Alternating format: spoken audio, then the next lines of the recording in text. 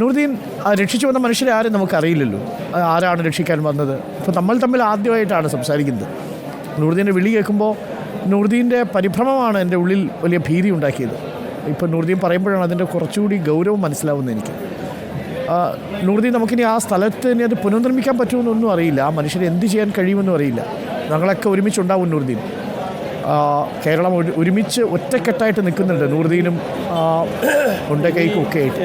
ഇനി നമുക്ക് അവർ അതെ പറഞ്ഞോളൂ. പക്ഷെ ഇനി നമുക്ക് അവിടെ പുനർജനിപ്പിക്കാൻ പറ്റില്ല സാറ്. നമുക്ക് അവരെ എല്ലാവരും കൂടെ സഹകരിച്ചിട്ട് നമുക്ക് അവരെ ഇങ്ങനെ മലകളും കുന്നുകളും വെള്ളങ്ങളും ഇല്ലാത്ത നല്ലൊരു സ്ഥലത്ത് ഇത്രയും പാവങ്ങളെ ഒരു ചെറിയ കൂര മതി, പക്ഷേ എല്ലാവരും ഒന്നിച്ച് നിൽക്കുന്ന ഒരു സ്ഥാനത്ത് നമുക്ക് അതിന് സാറൊക്കെ വിചാരിച്ചാൽ നടക്കും. സാറൊക്കെ ഇതുപോലെ എടുത്ത എഫേർട്ട് എടുക്കുകയാണെങ്കിൽ ഇവരെ താമസ സൗകര്യങ്ങളും ഇവർക്ക് കിടന്നുറക്കാനുള്ള കടപ്പാടും ഉണ്ടാവും സാറേ. സാറൊക്കെ അതിനുവേണ്ടി പ്രയത്നിക്കുന്നു എനിക്കറിയാം. തീർച്ചയായിട്ടും അത് ഞങ്ങൾ ആദ്യം ബന്ധപ്പെടുന്ന നൂറുദ്ദീനെ അബ്ദുൾ റസാഖിനെ ഒക്കെ തന്നെയായിരിക്കും. നിങ്ങളൊക്കെ ഇപ്പോൾ നമ്മുടെ കുടുംബത്തിൽപ്പെട്ടവരല്ലേ നൂറുദ്ദീൻ, നമുക്കങ്ങനെ ഉപേക്ഷിച്ച് പോകാൻ പറ്റുമോ?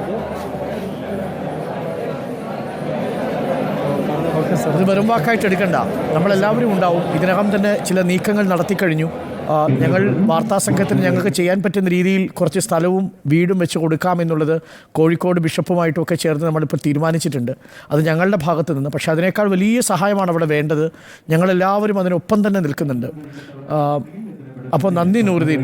ഇപ്പോൾ കാര്യങ്ങളൊക്കെ ഭക്ഷണവും അത്യാവശ്യം അവിടെ ക്യാമ്പിലുമൊക്കെ അത്യാവശ്യം കാര്യങ്ങളൊക്കെ നടക്കുന്നുണ്ടല്ലോ അല്ലേ?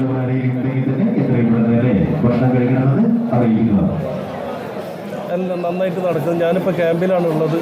ഞാൻ എല്ലാവരും കണ്ട് അവരോടൊക്കെ ചോദിച്ചു. അപ്പോൾ അവർ പറഞ്ഞു ഞങ്ങൾക്ക് ഈ ഭക്ഷണം വേണ്ടാത്തൊരവസ്ഥയിലാണ്. അത്രയും നന്നായിട്ടാണ് ഞങ്ങൾക്ക് ഭക്ഷണങ്ങളൊക്കെ തരുന്നത്. എല്ലാവരും ഞങ്ങളെ നന്നായിട്ട് ശ്രദ്ധിക്കുന്നുണ്ട്. ഞാൻ പറഞ്ഞു നിങ്ങളാരും ടെൻഷൻ അടിക്കേണ്ട. ഞാനിതുപോലെ ഉരുൾപൊട്ടലിൽ ജീവിച്ചു വന്ന ആളാണ്. അന്ന് എൻ്റെ കുടുംബത്തിൽ എൻ്റെ ബാപ്പാൻ്റെ ജ്യേഷ്ഠൻ്റെ മോന് ഉപ്പാൻ്റെ പെങ്ങളെ മക്കളൊക്കെ കൂടെ 3-4 ആൾ മരിച്ചു പോയിരുന്നു. പക്ഷേ ഞാനിതുപോലെ ഇരുന്നതാണ്. പക്ഷേ ഇന്ന് ദൈവം അതിൽ ഉഷാറായിട്ടാണ് ഞങ്ങളെല്ലാവരും ജീവിക്കുന്നത്. ഞങ്ങൾ അതിലും ഉഷാറായിട്ട് ഞങ്ങൾ നിങ്ങളെ ട്രീറ്റ് ചെയ്ത് നിങ്ങളെ രക്ഷപ്പെടുത്തിയിട്ട് ഞങ്ങൾ പിന്മാറുമെന്ന് പറഞ്ഞിട്ടുണ്ട്. നമുക്കൊരിക്കൽ കാണണം നൂറുദ്ദീൻ, ഞങ്ങളങ്ങോട്ട് വരുന്നുണ്ട്. ഇതെല്ലാം തിരക്കെല്ലാം ഒഴിഞ്ഞ് മാനം തെളിഞ്ഞ് വരുമ്പോൾ, കാലവും തെളിഞ്ഞ് വരുമ്പോൾ നമുക്കിന്ന് കാണണം ഒരുമിച്ച്. അപ്പോൾ ആശ്വസിച്ചിരിക്കും. ഒരു നാട് മുഴുവൻ നിങ്ങളുടെയൊക്കെ കൂടെ ഉണ്ട്. Thank you.